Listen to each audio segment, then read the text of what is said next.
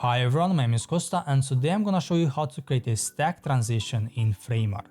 So yesterday someone asked me if it's possible to create a rotation like this as transition, and today I give it a try. Unfortunately it's not. So here is how it looks, my transition.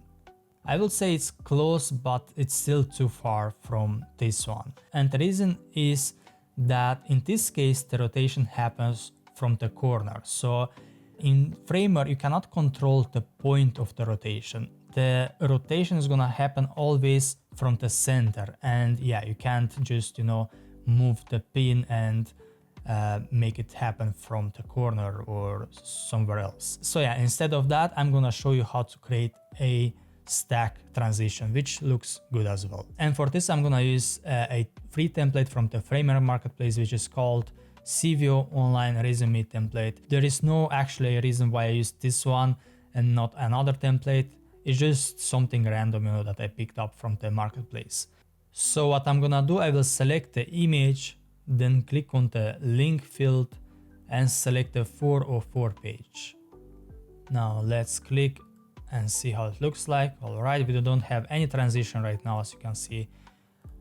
And next, what I'm gonna do, I will select the breakpoint, go to effects, and I will select all pages. You can select a single page if you want to, but I recommend it for this tutorial at least to select all pages.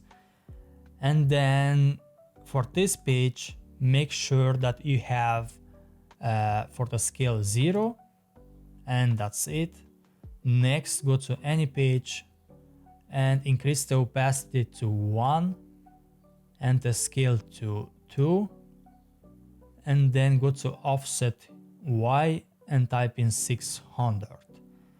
Now click on transition and let's change the timing to 0.8 seconds. I will do the same on this page.